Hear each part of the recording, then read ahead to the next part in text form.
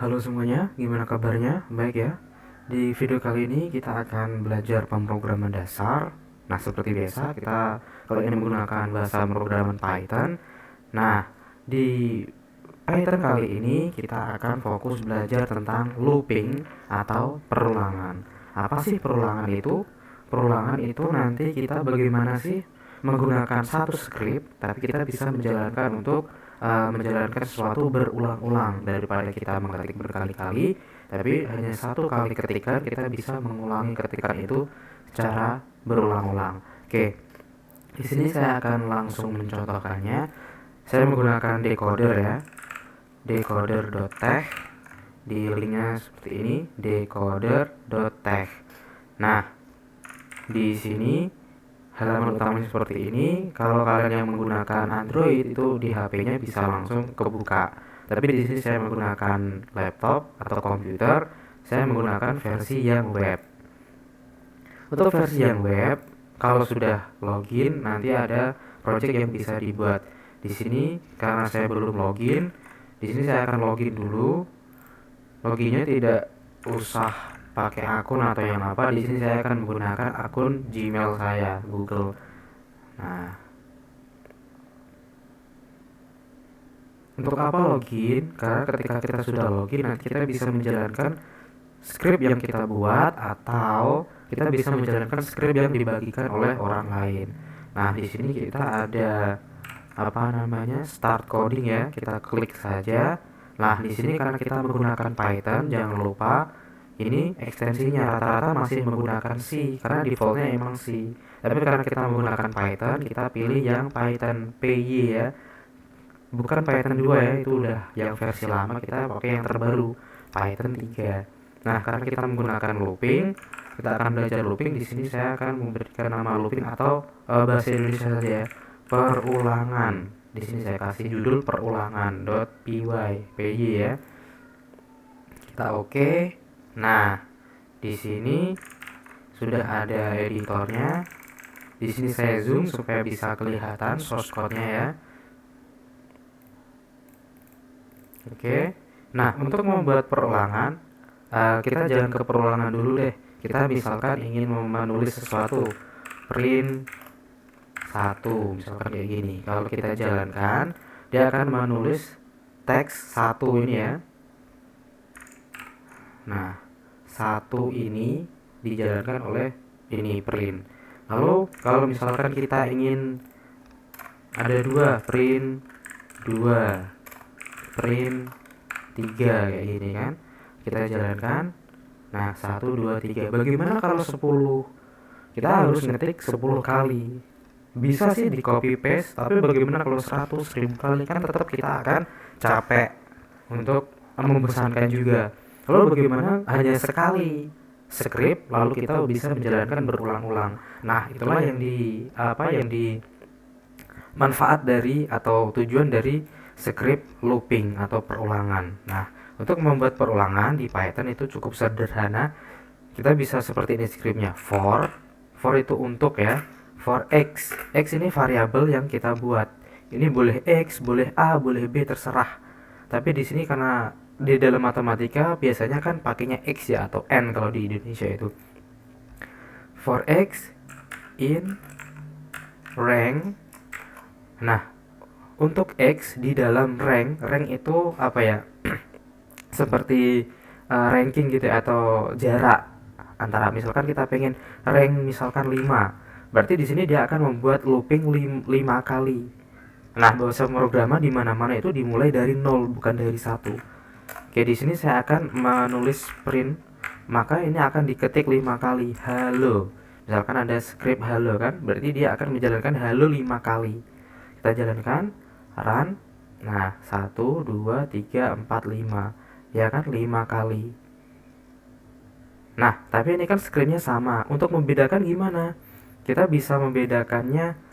Oke, di sini kita bisa menggunakan X ini. X ini urutannya. Kita kasih X ya misalkan biar kita lebih gampang. Jadi kita jalankan. Nah, di sini kelihatan 0 1 2 3 4. Kenapa nggak 1 2 3 4 5? Karena bahasa pemrograman itu yang seperti saya bilang sebelumnya dimulai dari 0. tidak bisa dimulai dari 1, kecuali kita modifikasi mulai dari 1. Ingat ya, bahasa pemrograman itu hampir semuanya dimulai dari 0. Nah, ranknya kan 5, berarti 0 sampai 4. 5-nya nggak ditulis. Paham ya? Nah, di sini misalkan kita pengen sampai 100. Kita ganti 100 ya, kita run. Nah, ini dia benar dimulai dari 0 sampai 99. Nggak sampai 100. Padahal ini tetap kalau dihitung tetap 100. Karena 99 dimulai dari 0, tetap jumlahnya 100. Oke ya. Oke, selanjutnya. Di sini saya ingin menulis misalkan dihukum.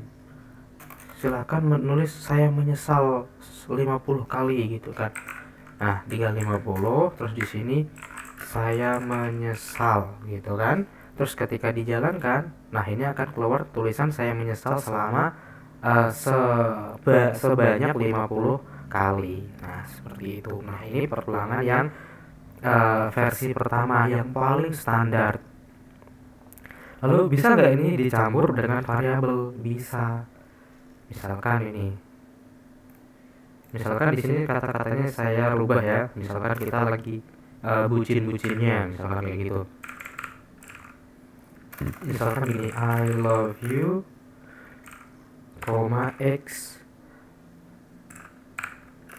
time. Artinya kan aku mencintaimu misalkan 0 kali, 2 kali, 3 kali, dan seterusnya, misalkan kayak gitu kan. Kita run ini, maka nanti keluarnya mentoknya dimulai dari I love you 0 time sampai berapa paling terakhir? Ya, betul, 49 atau 49 time. Nah kan, ini 49. Nah, kayak gitu. Oke, nah ini untuk yang versi pertama. Untuk yang di sini saya rubah ke 2 aja ya, biar dia apa namanya, tidak terlalu banyak nanti. Oke. Nah, untuk yang selanjutnya kita bisa menggunakan looping untuk misalkan menghitung sesuatu. Misalkan di sini saya ingin menghitung, misalkan ya, begini aja, variabel A sama dengan 1,